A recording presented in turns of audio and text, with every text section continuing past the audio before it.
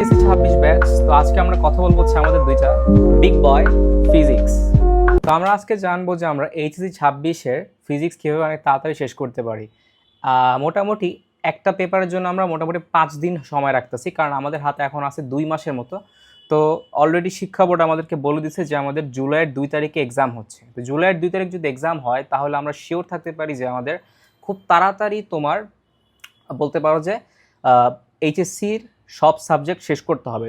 এর মধ্যে physics, chemistry, higher math, biology সব আছে। সো এই জন্য আমরা একটা চ্যাপ্টার একটা সাবজেক্টের জন্য 5 দিনের বেশি সময় রাখতে পারতেছি না। তো যাই হোক না কেন, আমরা যদি স্টার্ট করি প্রথমে ফিজিক্স দিয়ে। ফিজিক্স ফার্স্ট পার্ট কিন্তু একটু কনসেপচুয়াল হয়, আমরা জানি। সেকেন্ড পার্টের থেকে ফিজিক্স ফার্স্ট পার্টে কিন্তু কোয়েশ্চেন পেঁচানোর মতো অনেক কিছু থাকে, যেমন হচ্ছে আমরা যদি বলি গতি আছে আমাদের, ভেক্টর আছে আমাদের, তারপর নিউটনিয়ান বলবিদ্যা আছে, কাজ ক্ষমতা শক্তি, এগুলো কিন্তু একটু কঠিন চ্যাপ্টার এবং এখান থেকে কিন্তু অনেক ভ্যারিয়েশনের কোয়েশ্চেন করা যায়। আচ্ছা, তো ভ্যারিয়েশনের কোয়েশ্চেন করা গেলেও একটা ভালো দিক হচ্ছে এইগুলার, যেখানে কিন্তু আমরা বলতে পারি প্রেডিক্টেবিলিটি বেশি।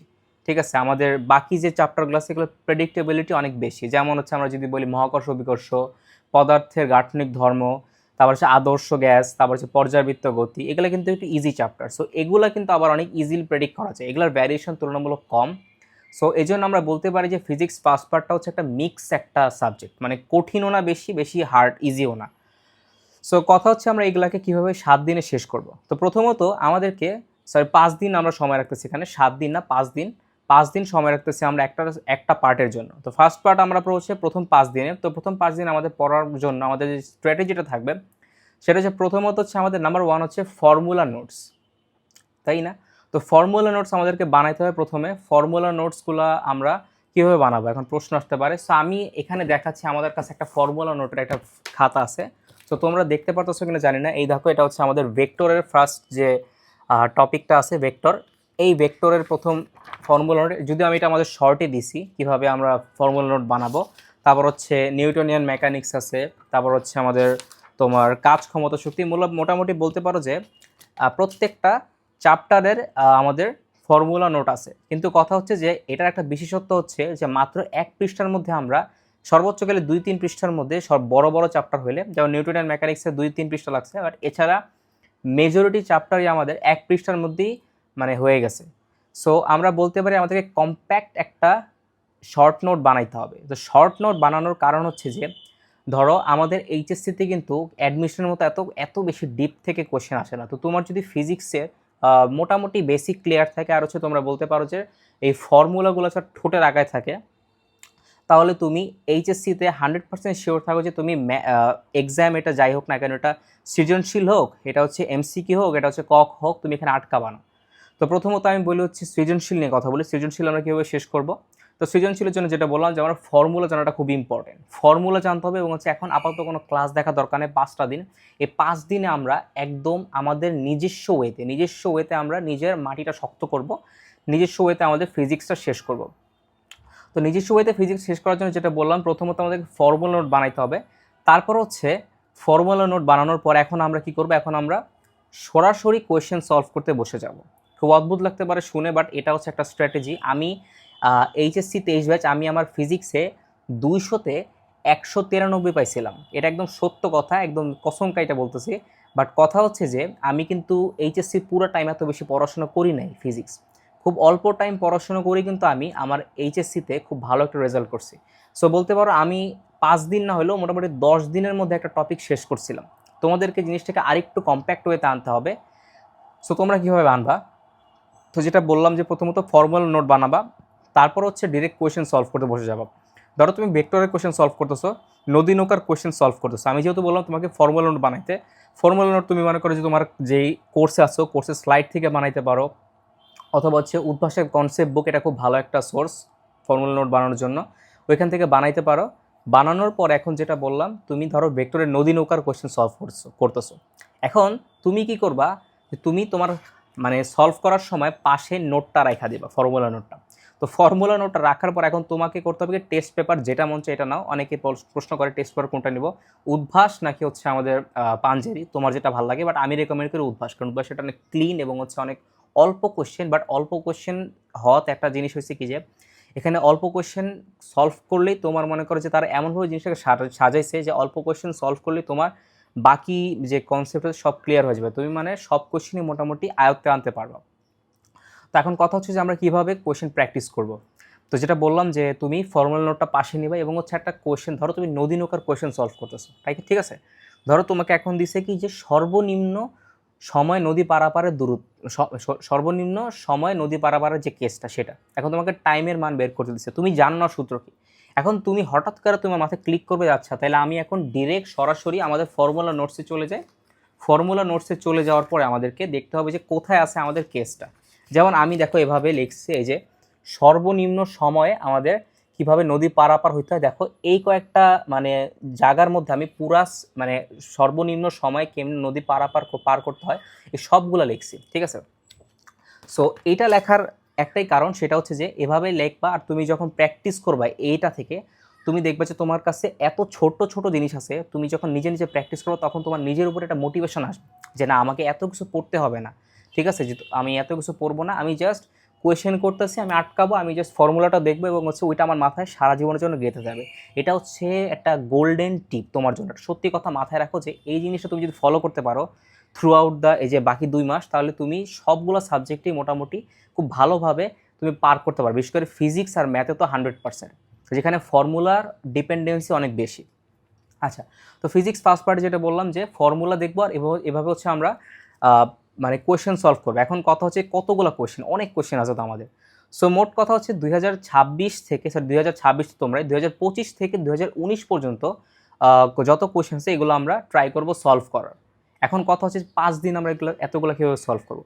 সো তুমি একটা জিনিস দেখবা যে বোর্ড কিন্তু বারবার একই টাইপের কোয়েশ্চেন রিপিট করে। ঠিক আছে, সো এরকম করেই কিন্তু মনে করো এক টপিকের আন্ডারে একই টাইপের প্রায় 10টা কোয়েশ্চেন হইতে পারে। ঠিক আছে, সো এরকম 10টা কোয়েশ্চেনকে তুমি দেখবা যে তোমার কাছে দেখবা যে 2টা কি 3টা কোয়েশ্চেন লাগতেছে অনেক কঠিন, এবং এই কোয়েশ্চেনগুলোই তোমাকে তোমার আসলে ফিজিক্স শিখাবে, বাকিগুলো জাস্ট টাইম ওয়েস্ট করার জন্য। বাকিগুলো তুমি এমনিও পারবা অন্যও পারবা।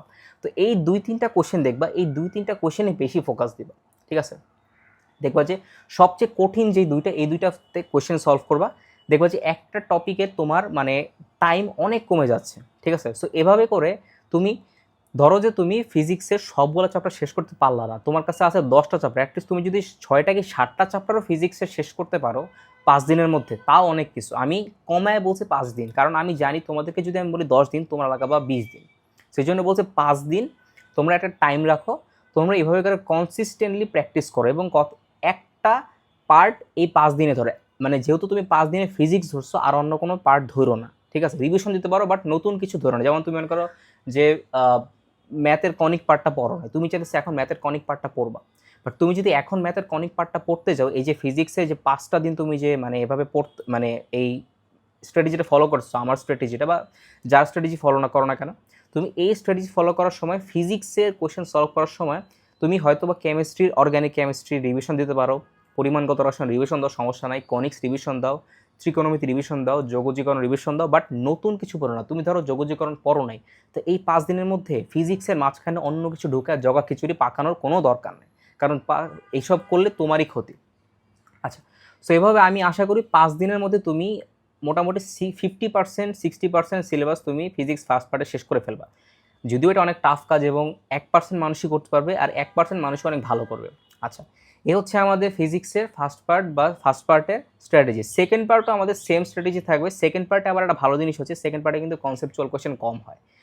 2-একটা চ্যাপ্টার যেমন জ্যামিতিক আলোক বিজ্ঞানটা একটু কঠিন লাগতে পারে, ভূত আলোক বিজ্ঞানটা মাঝে মাঝে একটু কঠিন প্রশ্ন করে, আদারওয়াইজ ম্যাক্সিমাম কোয়েশ্চেনই কিন্তু জাস্ট সূত্র জানলেই মোটামুটি হয়ে যায়। ঠিক আছে, ফিজিক্স সেকেন্ড পার্টে পড়া বেশি ঠিক আছে, বাট কোয়েশ্চেন হচ্ছে একটু ফর্মুলা বেসড। ঠিক আছে, সো এই জন্য আমাদের করতে ইজি হয়।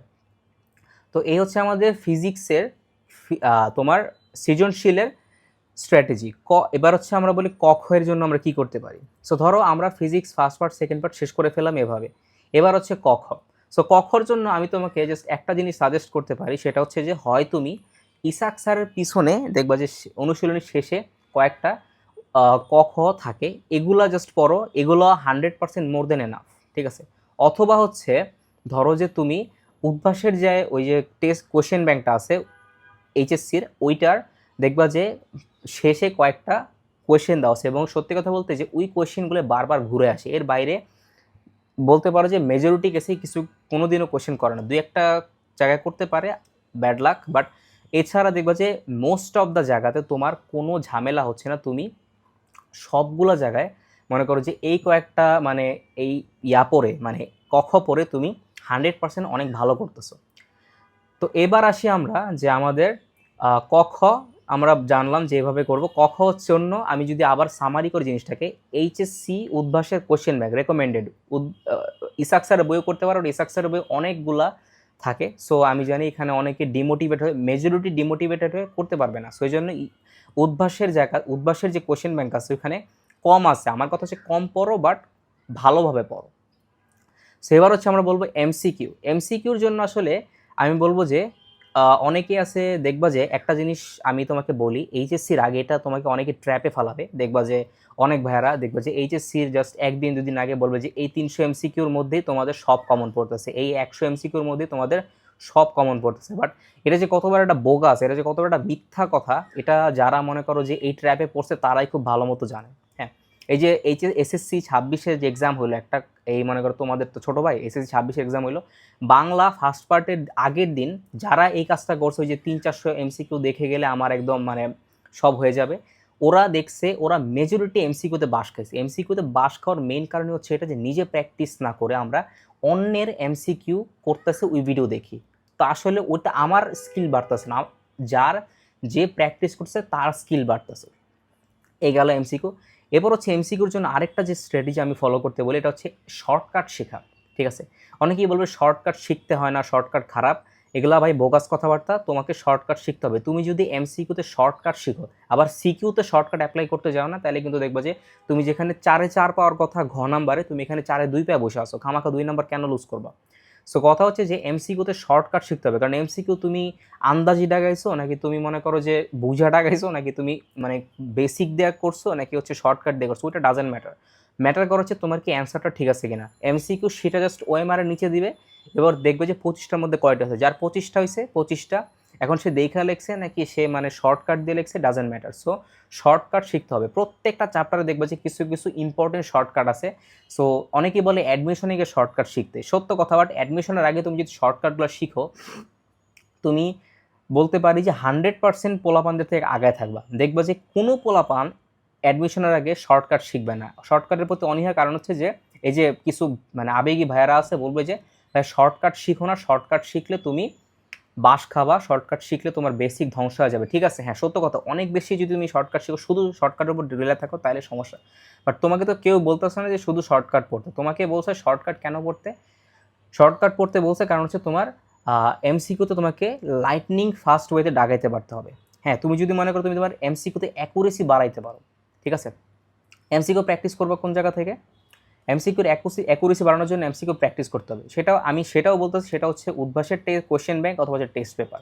আরেকটা তোমরা সোর্স ফলো করতে পারো, সেটা হচ্ছে ইসাক স্যারের বইয়ের যে লাস্টে যে ওই কোশ্চেন গ্লাস, ওইগুলো খুব ভালো, ওইগুলো থেকে ডিরেক্ট কমন পড়ে। এবং তোমাদেরকে আরেকটা টিপস আমি দিই, ইসাক স্যারের বইয়ের, এই যে ইসাক স্যারের বইয়ের যে ধরো যে প্রত্যেকটা চ্যাপ্টারের এই যে শেষে দেখবা যে এই যে কিছু ব্যাপার থাকে, এগুলা এই যে আমি দেখাচ্ছি তোমাদেরকে, যে তোমাদের এই দেখো ভেক্টরের জন্য, এই যে দেখো বহু নির্বাচনী প্রশ্নের জন্য কিছু মানে লাইন দেওয়া থাকে। বিশ্বাস করবা কিনা জানি না, এই লাইনগুলো থেকে অনেক সময় হুবহুব ডিরেক্ট কমন কোশ্চেন চলে আসে। ঠিক আছে, সো কোশ্চেন যখন একদম হুবহুব দিয়ে দেয়, তুমি দেখবা যে তোমার কনফিডেন্স লেভেল, তুমি ঢাকায় এসেছো, তোমার কনফিডেন্স লেভেল অনেক বেড়ে গেছে। ঠিক আছে, সো ইসাক স্যারের বইয়ের যে আমি যে মানে পয়েন্টটা দেখাইছি, যে বহু নির্বাচনীর জন্য যে ব্যাপারগুলো আছে, যে কিছু আলাদা টপিক, কিছু আলাদা লাইন দেওয়া আছে, ইম্পর্টেন্ট লাইন দেওয়া আছে, ওইগুলা 100% তোমরা পড়ে যাবা এবং দেখবো যে ওইখান থেকে তুমি অনেক কিছু কমন পাইতেছো। তো এই হচ্ছে আমাদের ফিজিক্স ফার্স্ট পার্ট আর সেকেন্ড পার্টের স্ট্র্যাটেজি। সো এবার আমি যদি একটা কথা বলি যে কোন মিস্টেকটা করা যাবে না, সেটা হচ্ছে যে এই 10 দিনে বা ধরলাম 10 দিন, বাট আমি জানি তোমরা আরও বেশি লাগাবা, কারণ 10 দিনে আসলে সম্ভব না, বাট যত কম ধরবা তত তাড়াতাড়ি শেষ করতে পারবে, এটাকে পার্কিনসন ল বলে। তো যাই হোক, সেটা হচ্ছে ব্যাপার। এবার আমি যদি বলি তোমাদেরকে মিস্টেক যেটা করা যাবে না, এই 10 দিনে তোমরা কোনো লেকচার দেখবা না, কোনো ভাইয়ার ক্লাস করবা না, মানে যে যাই করুক না কেন, তুমি তোমার মতো জাস্ট আমি যেটা বললাম জাস্ট ফর্মুলা নোটস বানাও, তারপর হচ্ছে কোয়েশ্চেন সলভ করো, তারপর হচ্ছে ক খ যেগুলো বললাম, যেভাবে বললাম ওইভাবে ওইভাবে দেখো, তারপর হচ্ছে তোমাদের লাস্টে এমসিকিউর জন্য যে স্ট্র্যাটেজি বললাম এটা ফলো করো। তুমি গ্যারান্টি থাকো যে এই স্ট্র্যাটেজি ফলো করার পরে কেউ যদি আমাকে আইসা বলে ভাই আমি এইচএসসিতে ফিজিক্সে ইমপ্রুভ করি নাই, তাইলে আমি মানে ভিডিও ডিলিট করে দেবে ভিডিওটা, ঠিক আছে? কারণ এটা সম্ভবই না, কারণ এটা হচ্ছে বেস্ট স্ট্র্যাটেজি, সবচেয়ে কম্প্যাক্ট ওয়েতে সবচেয়ে বেস্ট স্ট্র্যাটেজি আমার মতে। আমি নিজে কিন্তু যেটা বলছি খুব ভালো স্টুডেন্ট ছিলাম তা কিন্তু না, অথচ আমি ফিজিক্সে জাস্ট এই স্ট্র্যাটেজিটা অ্যাপ্লাই করার কারণে তোমার ফিজিক্সে 200-তে 193 পেয়েছি, একদম বাই গড প্রমিস, ঠিক আছে? তো আজকে এই পর্যন্তই। তো দেখা হবে নেক্সট ভিডিওতে, টাটা।